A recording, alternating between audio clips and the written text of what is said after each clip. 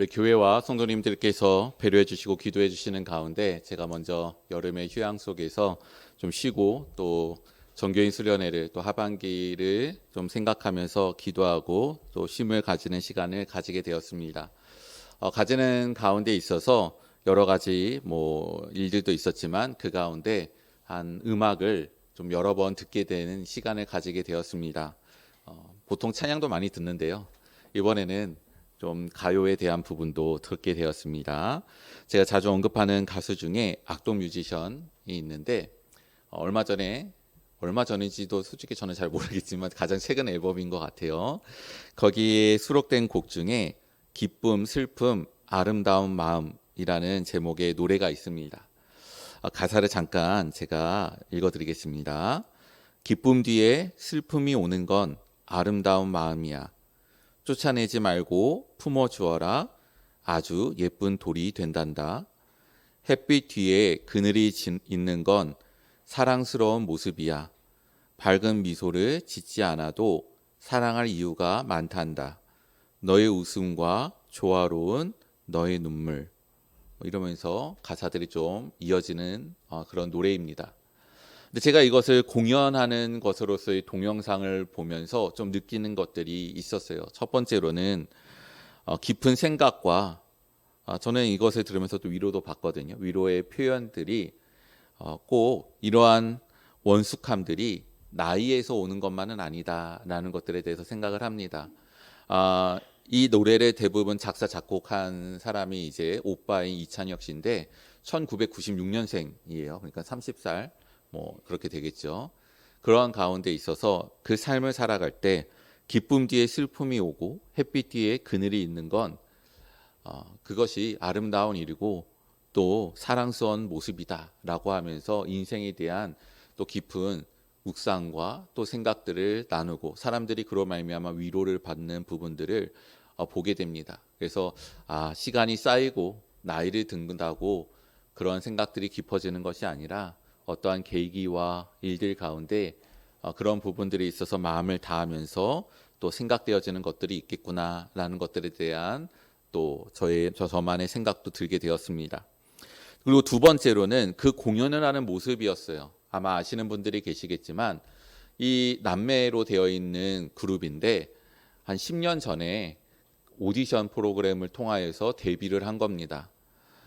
그러한 가운데 있어서 많은 사람들이 특히 동생인 이수연 씨에 대한 목소리를 굉장히 칭찬을 많이 해요. 따뜻하고 또 온화하고 노래도 너무 잘 부르고 위로가 되고 여러 가지 일들을 이야기하는데 10년이라는 시간을 흐르는 동안 또 오빠도 군대를 가고 그래서 홀로 있는 그런 시간들을 가지면서 남들이 알지 못하는 어려움을 겪었던 것 같아요. 심한 우울감에 빠지게 되면서 가수인데 그런 활동들 외에는 집에 은둔하고 또 자기 관리에 대해서 실패를 하고 이러면서 어려움의 모습들을 겪게 됐다라는 것을 알게 됩니다. 그 개인적으로는 내가 이제 가수를 그만둬야 되겠다. 왜 해야 되는지 너무 힘들다라는 부분들이 남아 그만두기까지도 생각을 하고 있었을 때 이제 오빠가 제대를 하고 나서 그 동생을 보니 너무 안타까운 거예요. 그래서 같이 다시 살면서 좀 우리가 삶을 잘 살아보자라고 하면서 이끌어 갔습니다. 아마 이 곡이 그러한 동생을 바라보면서 또 생각하면서 쓴 곡이 아닐까 생각이 듭니다. 왜냐하면 그 공연의 모습을 보는데 동생이 이제 그 부분을 부르는 거예요. 기쁨 뒤에 슬픔이 오는 건 아름다운 마음이다.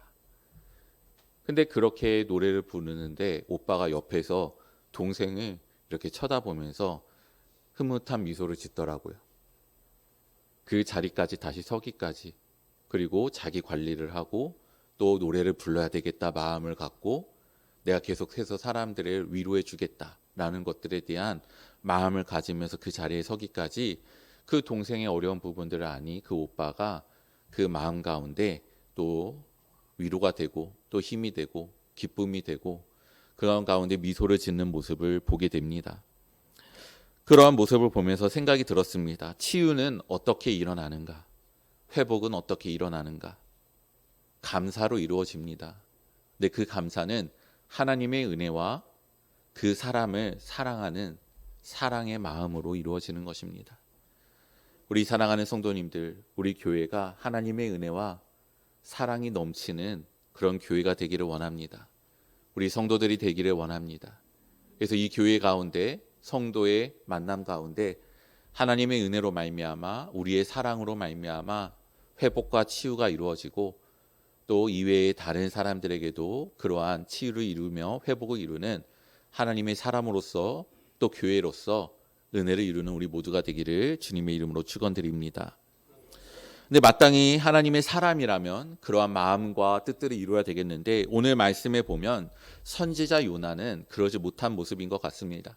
선지자 요나를 볼 때 우리가 보통 생각하는 선지자의 범주에서 좀 벗어나요. 우리가 생각하는 선지자는 어떠한 모습입니까? 하나님께서 부르시면 죄인인 제가 어찌 그것을 감당하겠습니까? 저 말고 다른 사람, 보낼 만한 사람을 보내소서, 뭐 이런 겸손의 모습. 그러나 하나님께서 강권하셔서 마음을 강하게 하시고 또 결국엔 서게 했을 때는 하나님 제가 충성되이 그 말씀을 전하겠습니다라는 뭐 굳건한 모습, 뭐 이런 모습을 우리가 기대를 합니다. 근데 선지자 요나는 어떻죠? 하나님께서 니느웨로 가서 그 심판의 메시지를 전해라 라고 했을 때 그가 그것을 거부합니다. 도망을 치죠. 그러한 가운데 그가 숨어들었던 배에 그 물결이 많이 울출렁이니까 스스로 이제 자백을 합니다. 나 때문이다. 그래서 나를 바다에 던져라. 그러면 나아질 것이다. 그는 죽기를 각오하고 던져졌는데 하나님께서 큰 물고기를 예비하여 주셔서 삼키게 하시고 다시 토해내게 하시는 그런 가운데 건져주신 거죠. 자, 이 정도의 은혜를 받았으면 하나님 제가 정말 잘못했습니다. 제가 마음을 고치겠습니다. 정말 제가 힘을 다해서 하나님의 말씀을 전하겠습니다. 뭐 이런 모습을 보여야 되잖아요. 근데 3장에 들어가고 뭐 4장에 오늘 이르기까지 어떤 모습입니까? 계속해서 짜증을 내고 있어요. 원망을 하고 있고요. 내가 왜 이것을 해야 됩니까? 오늘 말씀에도 보면은 4장 1절에 요나가 매우 싫어하고 성냈다. 3절에는 여호와여 원하건대 이제 내 생명을 거두어 가소서 사는 것보다 죽는 것이 내게 나음이니이다. 우리가 간혹 생각을 할 때가 있어요. 사는 게 너무 힘들다. 그렇다고 하나님 제 생명을 거두어 가주십시오. 막 이렇게 말씀드리고 싶어도 순간 삼키는 이유는 정말 데려가실까 봐 지금. 우리는 물론 천국에 가는 것은 알고 있지만 그렇죠. 아직은 또 이 세상의 삶에서 누리며 이루어야 될 부분들이 있어 차마 입술로는 말도 못하지만 요나는 너무나도 담대히 이야기합니다. 차라리 내 목숨을 가져가십시오. 차라리 죽는 것이 낫겠습니다. 4장 9절에서도 내가 성내어 죽기까지 할지라도 옳습니다. 라고 하면서 참 선지자로서는 덕이 되지 않는 모습을 시종일관 보여주는 자가 바로 요나입니다. 요나 보면은 나도 선지자 하나님께서 부르시면 응답을 할 수 있겠다 여길 수 있을 정도로 굉장히 미숙한 모습을 보이고 있습니다. 한편으로 생각을 해봅니다. 요나가 왜 이렇게 짜증을 내고 있는 것일까? 왜 이렇게 화를 내고 있는 것일까? 무엇이 그의 마음을 이렇게 힘들게 하는 것일까? 그리고 나도 또한 그러지 않는가? 어떻게 하면 그 마음을 바꿔서 감사로 나아갈 수 있을까라는 것들에 대해서 생각을 해봅니다. 오늘 말씀 가운데 그러한 말씀을 뜻을 같이 나누고자 합니다. 감사의 마음 첫 번째는 시선을 돌리는 것입니다. 하나님께서 요나를 이제 니느웨로 보내시고자 하시죠. 심판의 메시지를 선포하라. 1장 2절의 말씀입니다. 너는 일어나 저 큰 성읍 니느웨로 가서 그것을 향하여 외치라. 그 악독이 내 앞에 상달되었음이니라 하시니라. 그래서 요나가 3장 4절에 40일이 지나면 니느웨가 무너질 것이다 라는 메시지를 하루만 전하고 말아요. 근데 이제 니느웨가 그 말을 듣고 회개를 합니다. 그들의 마음도 참 대단해요. 자신들이 섬기는 하나님이 아님에도 불구하고 그 메시지를 들었을 때 우리가 회개를 하고 돌이키면 혹여나 하나님께서 뜻을 돌이켜서 우리를 심판하지 않겠느냐라는 막연한 기대 가운데 그들이 정말 진정성 있는 회개를 합니다. 하나님께서 그것을 보시고 재앙을 내리시지 않기로 하세요. 자, 이때부터 요나가 더욱더 짜증을 내기 시작합니다. 원망하기 시작을 해요. 왜 그러한 부분이 있을까? 첫 번째는 니느웨라는 부분이 있어요. 이 니느웨는 이스라엘의 땅도 남유다의 땅도 아닙니다. 니느웨는 아수르의 수도입니다. 아수르는 북이스라엘을 훗날 멸망시킨 나라예요. 근데 이 나라가 그냥 하루 딱 쳐들어와서 하루 만에 다 쓸어버리고 멸망시키고 이렇게 하는 것이 아니잖아요. 자신들의 힘이 점점 강해지니까 다른 나라 콕콕 찌르고 여기까지 우리 땅 할래. 그리고 너네 내가 안 괴롭힐 테니까 먹을 거 내놔. 뭐 바쳐. 뭐 이러면서 계속해서 괴롭히는 거잖아요. 그러한 괴롭힘을 북이스라엘이 받고 있었습니다. 그러니 아수르 그 수도인 니느웨에 가서 말씀을 전하라는 게 요나가 굉장히 마음이 좋지 않은 거예요. 자, 왜 그러냐면 차라리 그냥 심판하실 거면 놔두면 그 상태로 있다가 심판을 받으면 되는데 가서 메시지를 전했는데 혹여나 그들이 그것을 듣고 회개를 하여 하나님께서 보셔서 용서하실까 생각이 들었기 때문에 그가 싫어한 겁니다.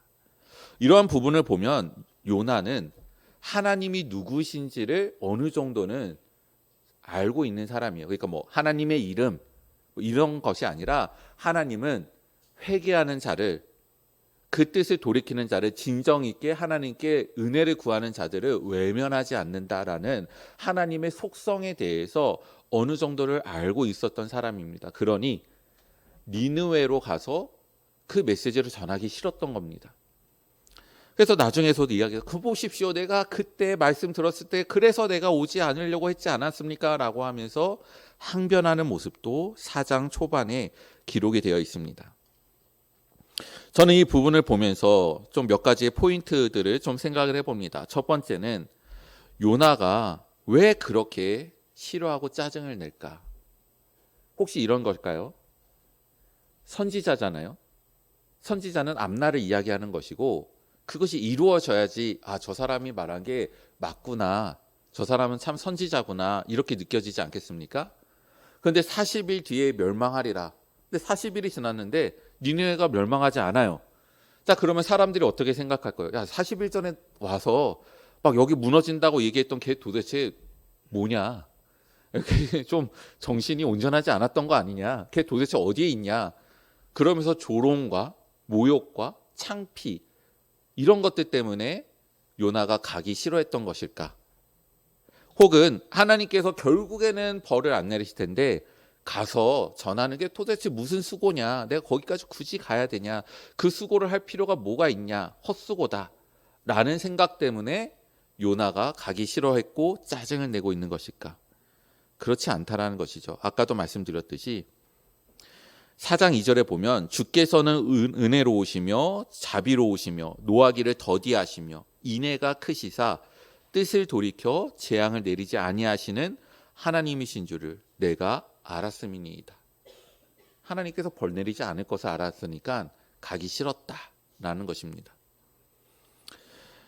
그러한 가운데 이제 이 요나가 그 원수와 같은 아수르가 용서를 받을까 봐 그래서 싫었다라는 것이죠.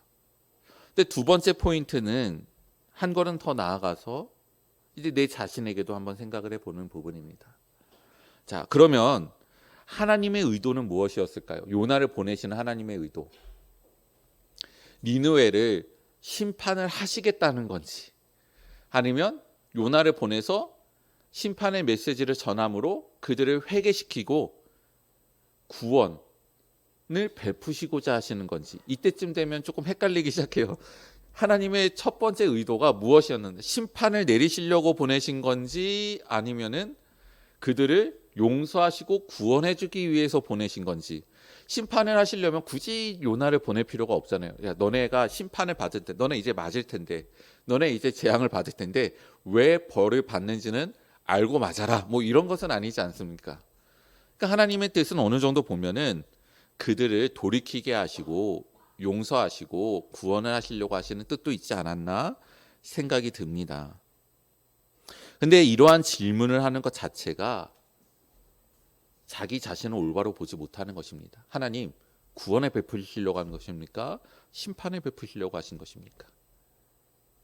왜 그러냐면 그들을 바라보는 시선이 다르기 때문이에요. 이들은 특히 요나, 유대인들은 선민 사상에 깊이 배어 있습니다. 우리는 이미 아브라함의 후손, 하나님의 선택받은 민족, 우리는 구원을 받은 자들. 근데 니느웨는 누구죠? 하나님의 백성을 괴롭히는 자들, 악인, 저들은 심판받아 마땅한 자들, 구원받으면 안 되는 자들. 딱 경계가 되어 있는 것입니다. 그러니 그러한 관점에서 봤을 때 마땅히 심판받아야 될 사람들이 구원을 받으니 하나님 도대체 본래 뜻이 무엇입니까? 나를 보낸 이유가 무엇입니까? 구원을 베풀려고 한 겁니까? 심판을 하려고 하시는 겁니까? 이 질문이 나오는 거예요. 하지만 결국에는 나도 악인이고 나도 그들과 동일하고 나도 하나님께서 불쌍히 여기셔서 심판의 메시지를 듣게 하시며 돌이키게 하시며 그 돌이킨 마음을 받아주시고 용서해 주시고 구원해 주셨다라는 그 은혜를 알고 있고 깨닫고 있고 내게 적용이 된다면 니느웨를 바라볼 때 내가 구원받은 그 은혜가 그들에게도 있어야 된다라는 것으로 흘러가게 되어 있습니다. 그러니 이 질문이 필요 없는 거예요. 하나님, 하나님의 의도가 심판에 있는 겁니까? 구원에 있는 겁니까? 그것이 아니라 하나님은 구원하심이 있는 거였구나라는 것들에 대해서 알게 되기 때문이죠. 이 부분을 묵상하면서 이런 생각이 들었습니다. 하나님께는 절대적인 악이 있습니다. 죄죠. 우리도 죄 중에 태어나 죄인입니다. 근데 하나님께는 절대적인 악의는 없습니다. 죄가 가벼워서가 아닙니다. 죄가 있으면 악인입니다. 죄인이에요. 근데 하나님 앞에는 절대적인 악의는 없습니다. 왜냐하면 하나님께서 그렇게 내버려 두지 않으시기 때문이에요.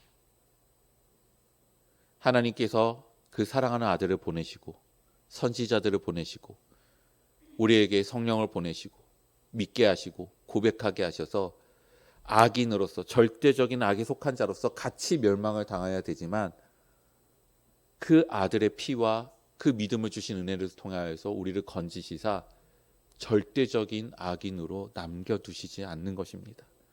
그것이 우리에게 베풀어 주시는 은혜예요. 비행기를 타고 가면 이제 어느 정도 하늘 위로 올라가죠. 그러면은 구름 위로 올라갑니다. 근데 이제 날아가다가 이제 시간대도 잘 맞추면 좋은 풍경들을 보죠. 뭐 노을이 지는 때나 이러면 정말 아름다워요. 근데 옅은 구름이 끼고 막 이러면은 너무나도 아름답습니다. 자, 비행기 안에 그 모습을 보면서 딱 두 부류의 사람으로 크게 나뉘어집니다. 첫 번째는 그 광경을 보면서 너무 아름답다, 좋다, 막 사진 찍고 막 바라보고 옆에 자는 사람 깨워서 야, 너 멋진 풍경 봐라, 막 이런 사람들이 있는 반면에 또 다른 사람은 구름이 끼고 긴장하는 사람들이 있어요. 앞에 사람은 승객입니다. 뒤에 사람은 기장이에요. 없던 구름이 나타나고 노을이 지고 어두워지기 시작하고 구름이 두텁게 끼기 시작하면 대기가 불안해지는 것이기 때문에 비행기가 흔들리게 될 것이고 그때부터는 자동에서 수동으로 바꾸고 그것에서 운행을 하고 안전하게 도착을 해야 되겠다는 것 가운데 긴장을 하고 집중을 하게 되어 있습니다. 목적이 다르면 관점이 다른 겁니다. 만일 하나님의 그 목적을 요나가 알고 있었다고 한다면, 그리고 우리가 이 세상을 살아가면서 하나님의 목적을 온전히 알고 있다고 한다면 우리는 하나님의 관점으로 보게 될 때 하나님의 은혜를 바라보게 되는 것입니다. 우리 사랑하는 성도님들, 내 삶에 하나님의 목적을 발견하시며 그 관점으로 바라보시고 나아가시는 은혜가 있으시기를 간절히 바랍니다. 그러할 때 우리에게는 질문은 사라지고 하나님의 뜻의 이루어짐 가운데 나도 그 안에 있어 하나님이 절대적인 악인으로 남겨두지 아니하시고 구원을 베푸시며 은혜를 이루심에 감사의 마음으로 돌이키게 되는 은혜를 누리게 될 것입니다. 두 번째로 우리가 가져야 되는 감사의 마음, 두 번째는 인간 요나의 모습을 보면서 깨닫게 되는 부분이 있습니다. 요나의 모습을 보면 아까 말씀드렸던 것처럼 참 이 사람 참 밀어나기를 참 대단하다라는 생각을 갖게 돼요. 끝까지 돌이키지 않는구나. 정말 인간의 한계를 저기서 보는구나. 저 정도로 은혜를 받았으면 바뀌어야 되는데 끝까지 저러는구나라는 것들을 그 인간 요나를 통해서 보게 되는 것이죠. 그 한계를 보면서 우리는 무엇을 깨달아야 됩니까? 사람에 대한, 특히 내 자신에 대한 막연한 기대를 버려야 됩니다. 사람을 통한 로망스는 없습니다. 어떠한 기대와 완전한 소망은 없는 거예요. 요나를 보십시오. 말씀이 뭐 이렇게 끝이 나나 싶을 정도로 끝이 맺는데 요나가 그래서 뭐 돌이켰냐는 둥 뭐 어쨌냐는 둥 내용이 없어요. 물론 이 성경의 주된 초점이 요나를 회개시키기 위한 하나님의 역사 뭐 이것이 아니기 때문에 요나에 대해서 기록을 더하지 않았을 수는 있어도 그 과정 가운데 요나가 제가 잘못 생각했습니다. 하박국 보십시오. 처음에는 막 따지는데 주여 내가 주의 말씀을 듣고 내 심령이 심히 떨었나이다. 분노 중에서라도 긍휼을 잊지 마옵소서. 뭐 이렇게 돌이키지 않습니까? 근데 요나는 그러한 모습이 기록이 되어 있지 않아요. 짜증만 내고 죽여주십시오 막 이러고 원망만 하다가 끝이 납니다. 그런 모습을 요나를 통해서 봐요. 왜 자기 자신에게 매몰되는가라는 것을 요나가 어디에 서 있는가를 통해서 봅니다. 요나가 지금 어디에 있는 겁니까? 3일 동안 돌아도 못 돌 그 큰 성읍에 단 하루만 돌면서 40일 뒤에는 멸망당할 것이다. 대충 한 거죠. 그러고선 어떻게 되죠? 그 다음날 내가 못 돈 동네가 있네. 다시 가야 되겠다. 내가 못 만난 사람이 있네. 또 가야 되겠다. 이런 마음이 아니잖아요. 딱 하루 돌고 나서 그 니느웨 성 잘 보이는 곳에다가 올라가 가지고 초막을 딱 지어놓고 40일 뒤에 여기가 어떻게 멸망하는지 보자 이러면서 관망하고 있는 겁니다. 하나님의 구원의 역사의 장소에서 떠난 거예요. 그랬더니 어떻게 됩니까? 자기 자신에 매몰되게 된 것입니다. 제가 예전에 예화 가운데 성능 좋은 자동차에 대한 부분들을 말씀드렸습니다. 성능 좋은 자동차에 시동을 걸고 가속을 밟을 때 핸들이 약간만이라도 틀어져 있으면 그 차는 똑바로 앞으로 나가는 것이 아니라 돌기 시작합니다. 근데 가속을 받고 있으니 점점 세게 돌면서 제자를 돌면서 연료를 다 소모시키거나 그 관성을 이기지 못하고 튕겨나가 벽을 부딪히거나 이 일들이 일어나게 되는 것이죠. 그래서 이것이 틀어졌구나. 어떻게 하면 똑바로 가게 될까라는 것을 하게 될 때 그 방향을 돌리는 것이 무엇인가? 그것이 바로 복음 가운데 있는 것입니다. 전도하며 선교하는 성도와 교회로서 온전히 서 있을 때 내가 받은 은혜가 무엇이고 내 안에서 매몰되지 않는 유일한 방법은 내가 받은 은혜를 입술로 고백함으로 말미암아 이루는 복음의 삶에 있는 것입니다. 복음, 구원은 개인으로 이루는 것입니다. 요나를 보십시오. 하나님께 죄를 지었습니다. 물론 하나님께 자복을 한 것은 아니지만 자기의 죄를 인정을 합니다. 나 때문에 그렇습니다. 내가 도망쳤습니다. 내가 숨어들었습니다. 이 폭풍은 나로 인하여인 겁니다. 나를 던지십시오. 근데 하나님의 놀라운 은혜 가운데 구원을 받죠. 3일 만에 토해냅니다. 그래서 죽음 가운데 살아난 거잖아요. 어떻게 보면 우리도 마찬가지입니다. 우리들의 죄를 인지하고 깨닫고 고백하고 그 구원을 베푸실 하나님을 의지함으로 말미암아 구원을 받습니다. 하지만 우리가 꼭 부활을 하기 위해서 3일 동안 죽은 상태에 있을 필요는 없습니다. 모든 사람들이 다 그러하죠. 3일 만에 부활하는 분은 오직 예수님밖에 없으셨습니다. 그 예수님이 나중에 말씀을 전하실 때 요나의 이 이야기를 표적으로 이야기를 하시면서 예표하심으로 말씀하시면서 자신의 부활에 대해서 이야기를 하시는 것이죠. 요나의 모습의 모든 부분이 우리에 해당되지는 않습니다. 하지만 그의 죽어 마땅한 죄와 구원하여 주신 하나님의 은혜에 대한 부분은 우리들의 구원과 맞닿아 있습니다. 우리가 하나님의 그 은혜로 말미암아 구원을 받은 자가 부끄러운 구원, 부끄러운 영광에 남지 않고 우리들의 그 믿음에 이르게 하며 더 큰 믿음의 역사로 나아가는 유일한 길은 무엇이냐면 예수 그리스도께서 이루신 복음, 죽은 자 가운데서 3일 만에 부활하시며 이루신 그 구원의 역사에 내가 붙어 있게 될 때 우리는 부끄러운 영광이 되지 않는 것입니다.